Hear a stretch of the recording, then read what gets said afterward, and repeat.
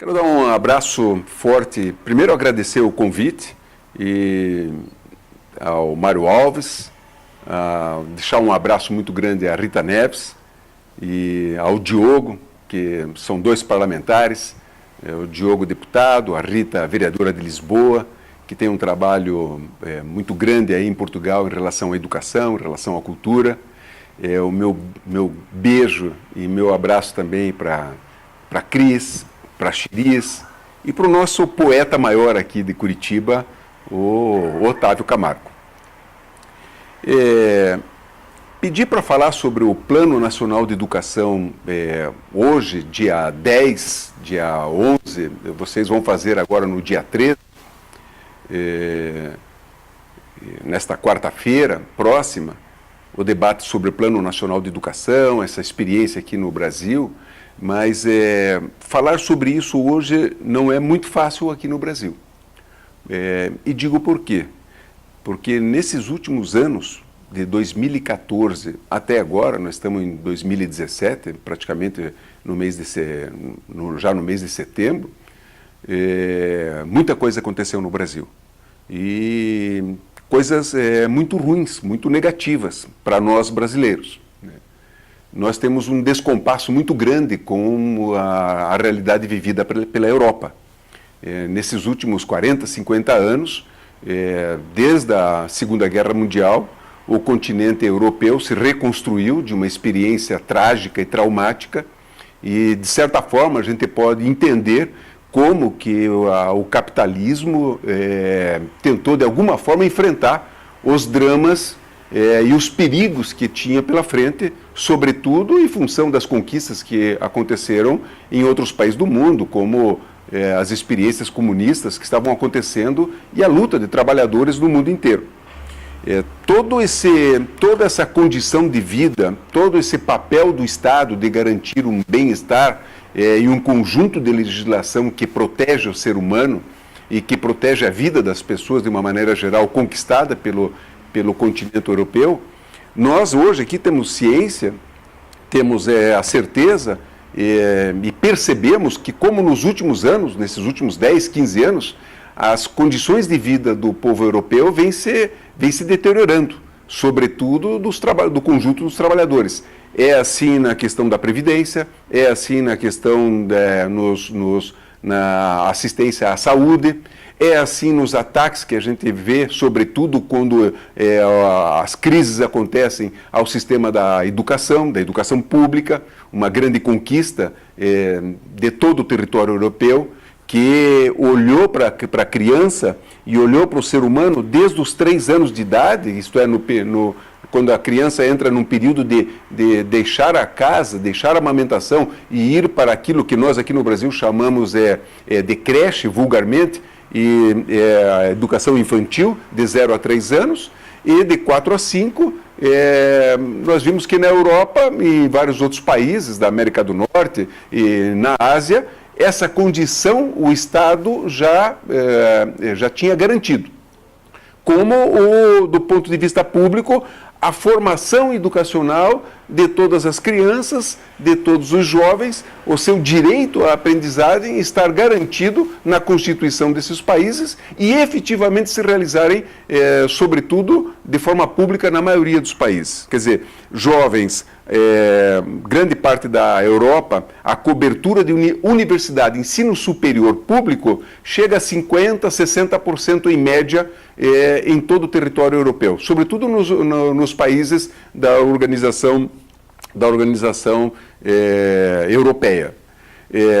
No Brasil, não é essa a realidade. Nós estamos no mesmo ano de vocês, nós estamos em 2017, e nós ainda não temos a garantia, o Estado brasileiro, a sociedade brasileira, mesmo em 2010 nós temos alcançado aí perto do 5º PIB de economia do mundo, com um PIB de perto de 2 trilhões de dólares, nós aqui no Brasil, diante da brutal concentração de renda que o Brasil teve ao longo da sua história, nós temos uma distribuição de conhecimento para apenas uma pequena parcela da população.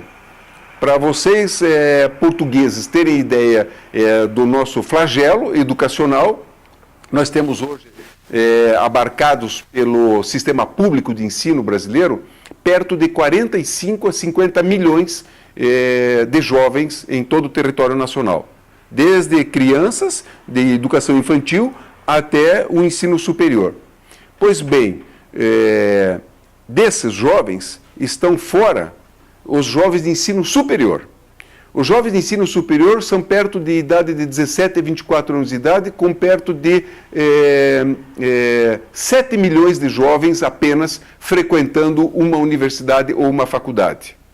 Isso corresponde a 13%, a 14% da juventude brasileira em idade escolar.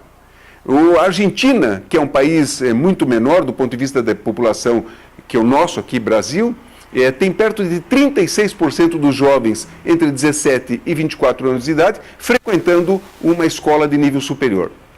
A evasão escolar no ensino médio, aqui no nosso país, ela é brutal. Nós temos 9 milhões hoje matriculados no Brasil, jovens de 13 a 15 anos de idade, nessa fase fazendo o ensino médio. A grande maioria não termina o ensino médio. Nós temos perto de 2 milhões que não estão frequentando nenhuma aula, estão fora do sistema, e a metade deles não termina. E o drama é maior ainda, porque daqueles que terminam, de acordo com as pesquisas que o nosso ministério, que as entidades, que as organizações não governamentais realizaram nesses últimos 10, 15 anos de averiguação, grande parte, apenas 20 ou 30% daqueles que terminam, conseguem ter domínio da língua portuguesa e das operações básicas de matemática para compreender a vida e seguir adiante.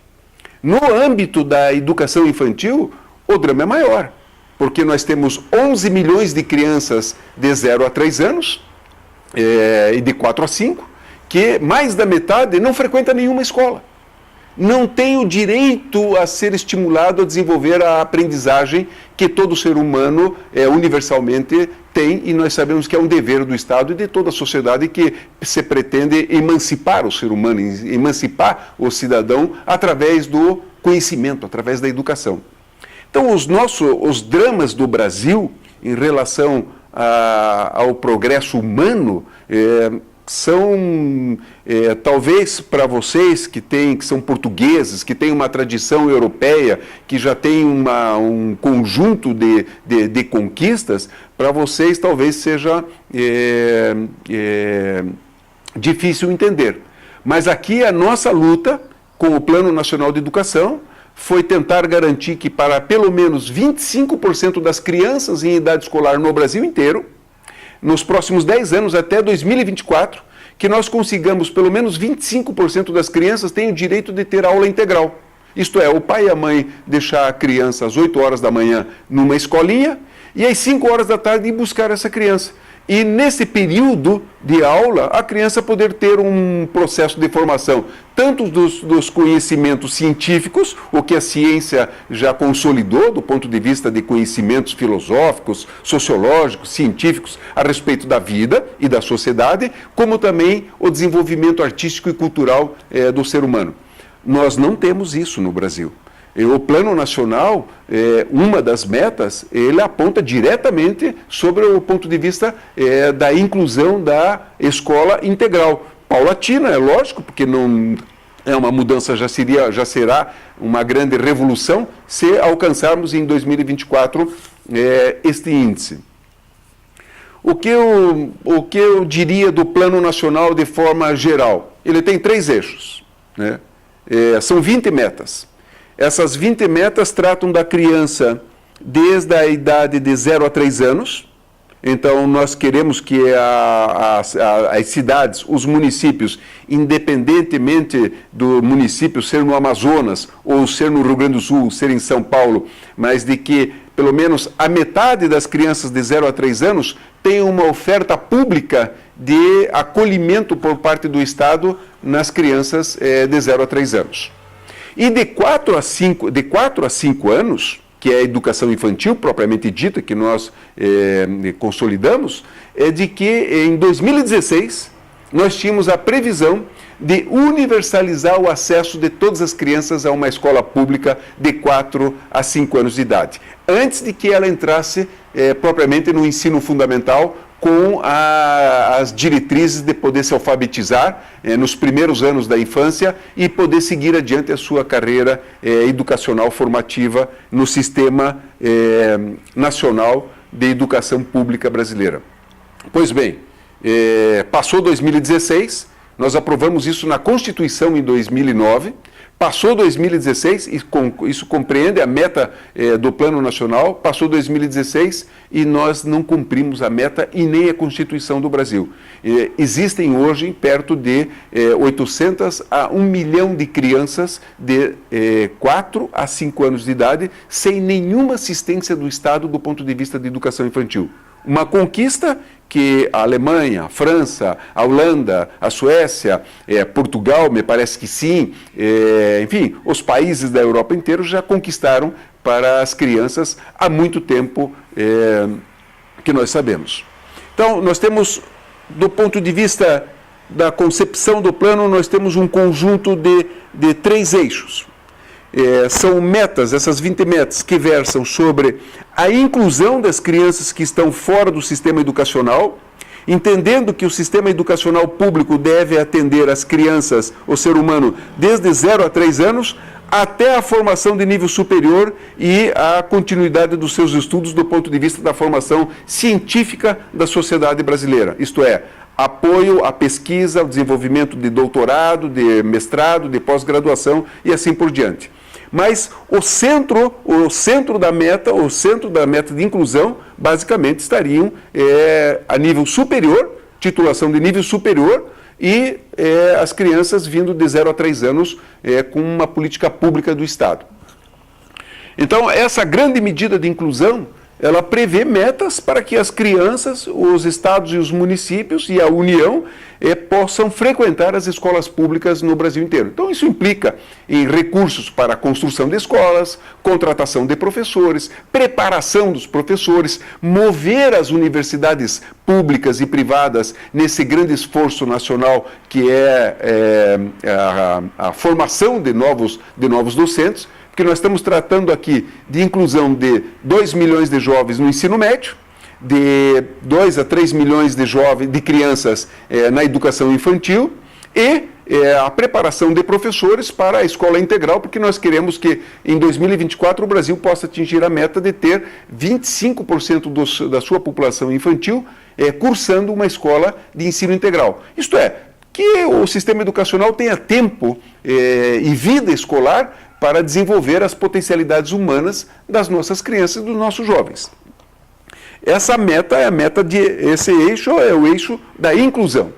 O segundo eixo, que eu diria que é tão importante quanto o eixo da inclusão, é a questão da qualidade. Nós identificamos e diagnosticamos que no sistema educacional brasileiro, nós temos, como eu já falei aqui, já na introdução, nós temos um problema de qualidade. A formação dos nossos professores, ela precisa ser enfrentada. E a condição para que o exercício da profissão seja enfrentado. Se nós não entendermos essas razões, tanto de formação como de condições estruturais para o exercício do magistério, nós não vamos atacar o problema da qualidade na educação brasileira. Então tem um conjunto de metas, são perto de 4 metas, que tratam de professores que vão dar aula na educação infantil, exigência que tenham um curso de nível superior. Professores do ensino básico, exigência que pelo menos um percentual tenha formação de mestrado e de pós-graduação. Titulação de nível superior. Nós ainda temos perto de 200 a 300 mil professores no Brasil que não têm formação de nível superior. Então isso é problema grave. Nós temos problemas de qualidade no sistema educacional brasileiro, apontados pelo censo escolar, de que tem perto de 200 mil a 180 mil professores faltando na área de física, na área de matemática, na área de química, na área de ciências. Então tem professores suprindo essas necessidades sem a formação específica.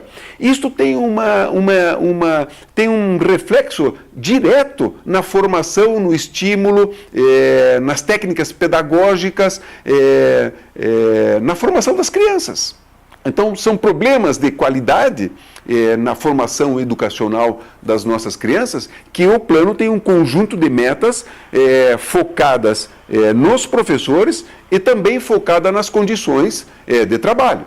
Para isso, eu destacaria uma delas que, no nosso entendimento, ela é fundamental para que o Brasil possa resgatar essa dívida enorme que tem para o conjunto dos trabalhadores do nosso país, do povo do nosso país, que é elevar a educação como uma prioridade nacional, a grande prioridade nacional. E o Plano Nacional de Educação, que foi trabalhado durante 3 anos de discussão no Congresso Nacional e que contou com a participação da sociedade brasileira toda, professores, pais, educação de organizações ligadas aos índios na Amazônia, aqui no sul do Brasil, aos afrodescendentes, à população LGTB do nosso país, enfim, todos os setores da sociedade brasileira participaram durante quase 1 ano e meio de conferências municipais, que culminaram numa conferência nacional em 2010, e fruto desse trabalho todo, de uma grande conferência que teve, esse documento enviado ao Ministério da Educação,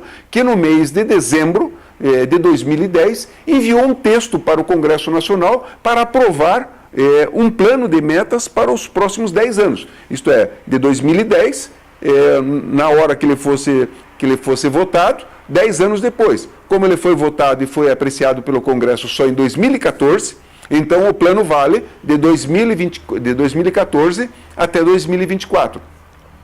E nós, para enfrentarmos esse processo de constituição de um novo país, de uma nova sociedade e de uma nova escola no Brasil, nós tentamos enfrentar o problema da qualidade na educação, que no nosso entendimento passa por diversos fatores estruturais da escola brasileira, da formação dos professores nas universidades, que precisa ser revista, mas fundamentalmente passa pela situação do magistério nacional.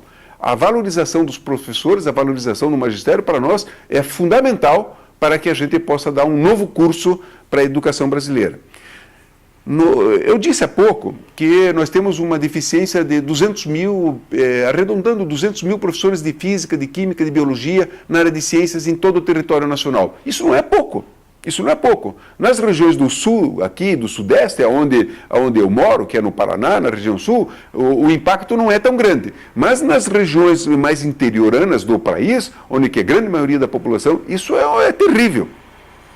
E a constatação é como que nós vamos contratar e vamos chamar os jovens adolescentes que estão entrando na universidade, aqueles que gostam de matemática, aqueles que gostam de biologia, aqueles que gostam de química, aqueles que gostam de física, a colocar no seu horizonte de enquanto cidadãos, enquanto pessoas que vão se colocar na vida e no mundo, a exercer a profissão do magistério.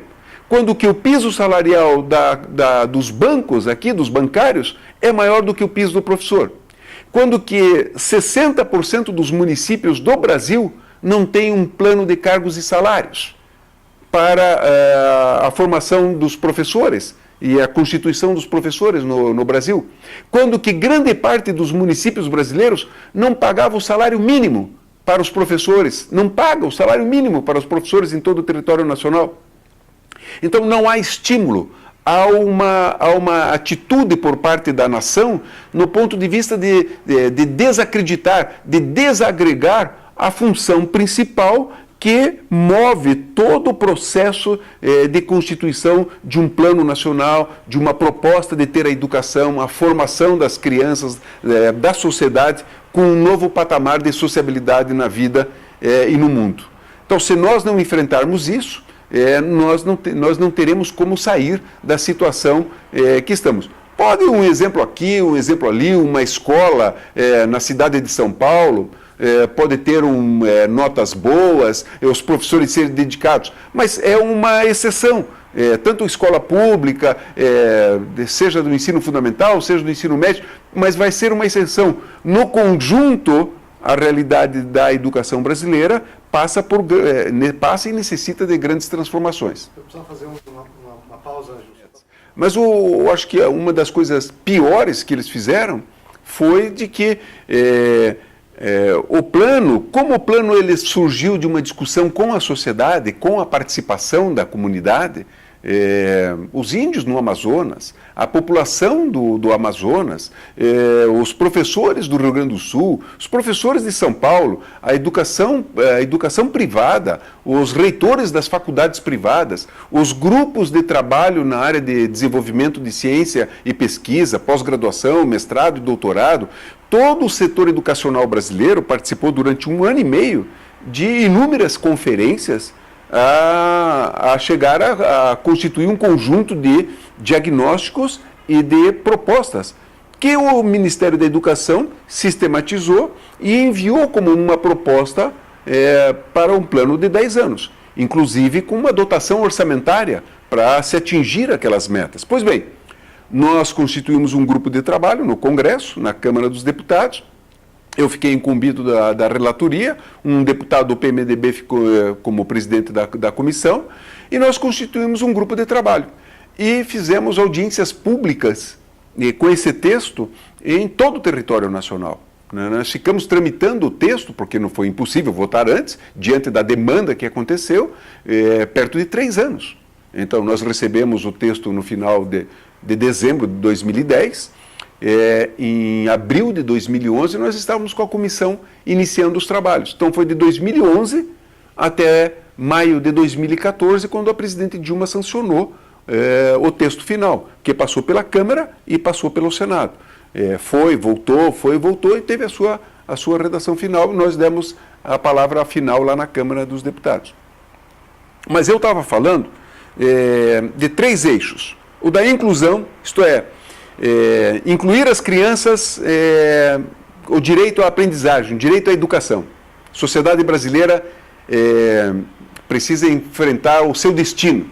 E enfrentar o seu destino é aceitar o desafio de que o orçamento brasileiro, de que a produção industrial, a riqueza do Brasil se transforme em conhecimento, e conhecimento distribuído para o conjunto do seu povo. Então, esse é o primeiro eixo, inclusão.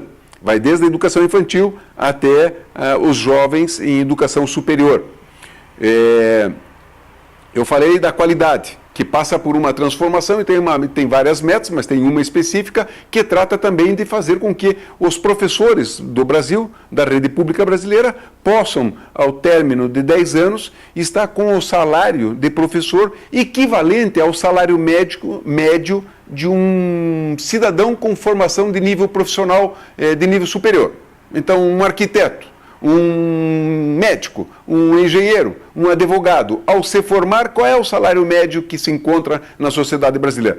Foi feito um estudo, foi feita uma discussão, foi discutido com todas as entidades educacionais e foi proposto, então, a uma proposta de que, em prazo de 10 anos, nós teríamos uma elevação dos vencimentos dos professores a nível nacional, com uma lei nacional, para garantir de que esta elevação trouxesse um padrão de dignidade condizente ao exercício profissional.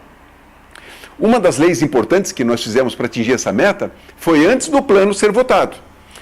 Foi a lei do piso nacional dos professores, que garante um piso, porque eu disse agora há pouco, quando estava falando a respeito da situação dos professores, que nem o piso geral dos trabalhadores, determinados estados e determinados municípios não pagavam aos professores. Nós tivemos que fazer uma lei nacional e tivemos 5 estados brasileiros que entraram na Suprema Corte do nosso país. Isto emperrou quase 3 anos a vigência desta lei, porque não aceitavam o piso. Vejam os dramas que nós temos aqui no Brasil, diferente do território europeu.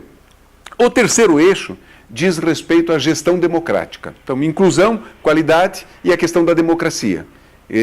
Para nós isso é fundamental. Nós entendemos que o processo de aquisição, de construção do conhecimento é um processo coletivo. É um processo de construção desde a criança, trazendo da sua própria experiência na aprendizagem e do ponto de vista de participação da sociedade no envolvimento das discussões educacionais como um todo, e fiscalizando o Estado do ponto de vista das suas obrigações em relação à sociedade. Então, nós temos um conjunto de metas que trata da gestão democrática das escolas, com a participação da comunidade, e um conjunto de determinantes também que trata de como que o Plano Nacional de Educação estaria sendo supervisionado por setores fora do Estado, isto é, a sociedade civil. Como que a sociedade civil se organiza e se legitima por uma lei para poder fiscalizar a implantação do Plano Nacional de Educação, que na nossa proposta é o Fórum Nacional de Educação. Pois bem, eu diria que hoje a situação é muito difícil para nós. É muito difícil, porque como eu comecei minha fala dizendo de que a Europa, depois da Segunda Guerra Mundial, e o próprio sistema capitalista, depois de duas grandes guerras que aconteceram no mundo, que envolveu, enfrentou um problema para eles, para o sistema capitalista, do ponto de vista de que, junto com a luta dos trabalhadores, de que ou se criava uma sociedade diferente do que elas tinham antes, ou as propostas mais revolucionárias, as propostas socialistas iriam ganhar terreno, e que hoje isso está em crise também na Europa. No Brasil, com um descompasso de tempo, isto agora faz com que a gente se encontre. Qual é o descompasso de tempo? Há 20 anos atrás, nós estamos em 2017, então nós vamos falar na década de 90. Né? Nós estamos, estou falando de 20 anos atrás, da década de 90. A década de 90 já estava em crise um pouco as coisas da Europa. Nós estávamos vendo guerras acontecerem, etc., etc., mas nós estávamos vendo aí um ciclo de expansão do capitalismo. Né? Na década de 80 nós tivemos aí todo o processo da Margaret Thatcher, nós tivemos aí o Ronald Reagan lá nos Estados Unidos, veio todo um processo de que eles chamaram de globalização, os negócios dos negociantes ficaram em primeiro plano, né? Entra na década de 90 ainda com essa perspectiva, a derrocada dos países socialistas, nós vimos o que aconteceu com a União Soviética, enfim, o capital chegou e o pessoal que só pensa em negócio e em dinheiro ficou entusiasmado com esse período. Nós aqui estávamos na contramão desse processo que estava acontecendo, desse eixo histórico que estava acontecendo no resto do mundo. Aqui no Brasil, as forças populares estavam avançando, nós tínhamos saído recente de uma ditadura militar, as forças progressistas avançando, experiências com partidos que fizeram uma conciliação da elite com os trabalhadores, geriu o país durante quase 20 anos, mas foi um fracasso. E, ao mesmo tempo, as forças populares, os sindicatos, partidos como o Partido dos Trabalhadores se consolidaram e, nesses 20 anos, nós ganhamos força para ganhar a presidência da República. E para instituir pela primeira vez, a partir do Estado, um conjunto de políticas que tivessem uma matriz popular e democrática para atender às necessidades reais da vida das pessoas. Desde infraestrutura nas cidades, aplicando recursos em saneamento básico, em urbanização de favelas, os recursos, as prioridades que nós demos na área da educação, na área do desenvolvimento econômico, na distribuição de renda, com uma lei do salário mínimo, que melhorou a condição de vida do conjunto do nosso povo. Então, o Brasil entrou, ficou esses últimos 15, 20 anos, diferente do que estava acontecendo em setores do resto do mundo, ele ficou numa perspectiva de avanços. No entanto, nos dias de hoje, desde o golpe em 2014 em 2015, na presidente Dilma, parece que o nosso país reencontrou aquilo que já vem acontecendo, e com vocês aí de Portugal, da Espanha e de outros países da Europa, já perceberam desde 2008, quando teve a primeira grande quebra do sistema financeiro, a primeira grande quebra recente do sistema financeiro mundial, onde que o desemprego se alastrou no mundo inteiro. No Brasil, pelo contrário, nós estávamos gerando emprego. Mas hoje nós nos encontramos. Então é como se a história nos capturasse para o curso essencial dela no resto do planeta. E as medidas que quem está governando o Brasil está tomando nesses últimos anos, nesses últimos 2 anos, para nós estamos meio perdidos, né? A Previdência do Brasil, que paga um salário mínimo que é de $300, né? Não sei quanto estaria em euro, talvez 250 euros. A Previdência, eles querem retirar o direito, sobretudo de quem ganha menos, no Brasil inteiro. Na área trabalhista, eles aprovaram legislação que em alguns países europeus já foi aprovada. Mas digo, por isso que nós estamos reencontrando. Mas no Brasil será terrível isso, porque o trabalho aqui já é precarizado.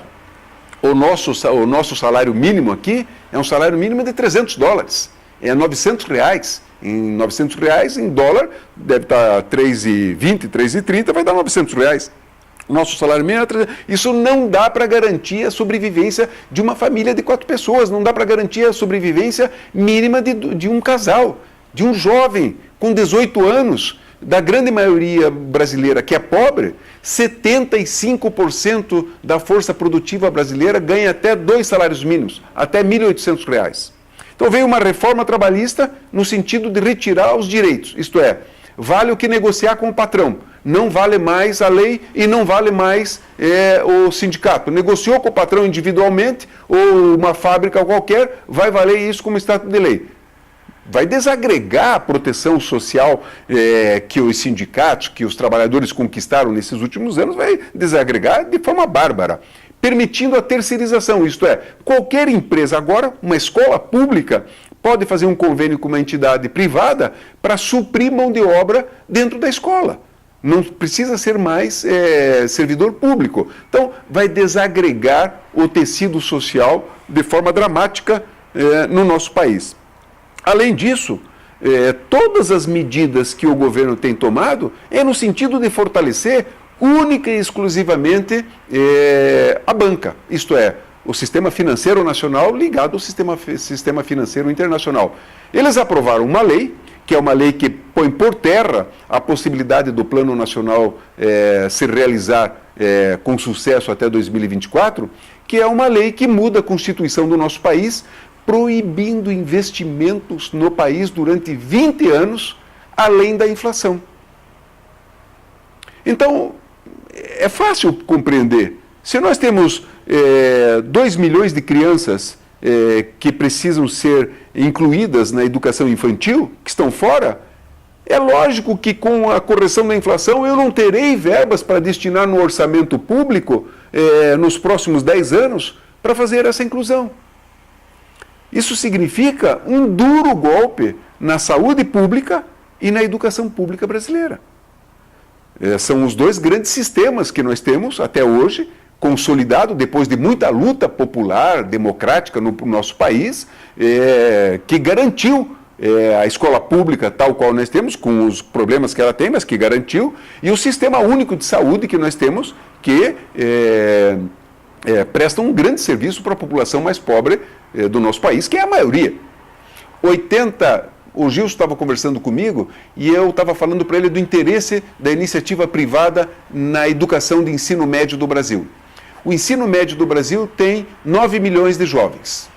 Desses 9 milhões de jovens, 8% estão em escolas particulares. 92% estão em escola pública.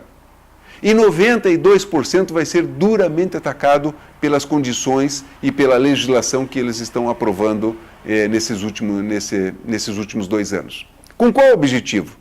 Olha, eles querem pegar uma parte desse setor e querem, como o ministro da Saúde está tentando fazer isso, tentando fazer com que os planos de saúde possam ser direcionados à população de baixa renda. Isto é, se o sistema público não funciona, nós vamos permitir que uma companhia de seguros possa ofertar um planinho de saúde que você pague R$30 ou pague R$60. Aí você vai ter... Mais uma vez, no lugar de pegar recursos e melhorar o sistema público para garantir uma saúde pública universal, eles estão trazendo a iniciativa privada para dentro do sistema, para oferir lucros. E a seguinte proposta, com certeza, vai ser o seguinte: nós vamos dar subsídios para esses planos através de dinheiro do governo. No ensino médio, como é que eles vão fazer aqui? Os jovens brasileiros sofrem um drama, diferente dos jovens portugueses, alemães e franceses. Nós não temos educação profissional aqui. Os 9 milhões de jovens, até os 17 anos de idade, eles apenas tinham uma formação geral. E, como eu disse, muito debilitada. Então, o jovem completa 15, 16, 17 anos de idade, ele não tem nenhum instrumento intelectual para ele poder se virar, para ele poder trabalhar, seja em qualquer setor da vida de uma cidade, da sociedade, para que ele possa fugir do salário mínimo. Ele vai ser empacotador de um supermercado, ele vai ser auxiliar administrativo de qualquer oficina mecânica, sem nenhuma formação. Ele vai estar prisioneiro do salário mínimo. Então, 90% dos jovens do Brasil, no ensino médio público, não frequentam o ensino profissionalizante. Nós fizemos uma proposta de que, pelo menos, ao término de 10 anos, pelo menos 1/3 dos jovens brasileiros matriculados em escola pública pudessem ter uma formação profissionalizante, para garantir pelo menos uma formação profissional para a nossa juventude. Pois bem, sabe qual foi a legislação que o atual governo propôs? De que a formação profissional agora poderá ser conveniada com quaisquer entidades, sejam elas públicas ou sejam elas privadas. 2 minutos finais. Então, o que vai acontecer? As escolas privadas já estão fazendo convênios com sistemas públicos para ofertar ensino profissionalizante. Quer dizer, o jovem vai para a escola de manhã ou de tarde na pública e de tarde e de noite ou de manhã vai frequentar uma escola profissionalizante. Privada. Vai ganhar de quem o dinheiro? Não é do jovem, é do Estado. Então, não sei se vocês perceberam o quanto que está abrindo as possibilidades de que o interesse privado possa cada vez mais ir avançando sobre o sistema público. Por fim, eu gostaria de dizer que mesmo com essa análise pessimista, mas ela não pode deixar de ser, porque nós brasileiros estamos vivendo um momento traumático da nação, há um processo de criminalização da esquerda e dos progressistas de uma maneira geral no nosso país. A política praticamente deixou de ser um instrumento de mudança no nosso país. Há uma criminalização da política. Nós assistimos o que aconteceu sobre isso na Itália tempos atrás, com uma operação ligada à questão da corrupção lá no sistema político italiano. Estamos prevendo, está tudo indicando que isso poderá acontecer aqui, está acontecendo no nosso país, mas nós temos uma crença muito forte de que a vida das pessoas e a vida do povo e as suas necessidades é muito mais forte do que isso. Foram essas necessidades e foram esses desejos, foi essa utopia que ao longo desses últimos 30, 40 anos fez com que o povo brasileiro tivesse muitas conquistas do ponto de vista social e do ponto de vista político. E deu um alargamento da consciência a respeito da vida no nosso país. Essa crença continua de pé, nós estamos aqui num momento difícil, mas o povo brasileiro vai dar cabo de conquistar democracia, mais democracia, vai dar cabo de construir uma sociedade diferente e vai dar cabo de realizar o Plano Nacional de Educação, porque nós queremos um novo país, uma nova sociedade, e isso só será possível com uma nova escola.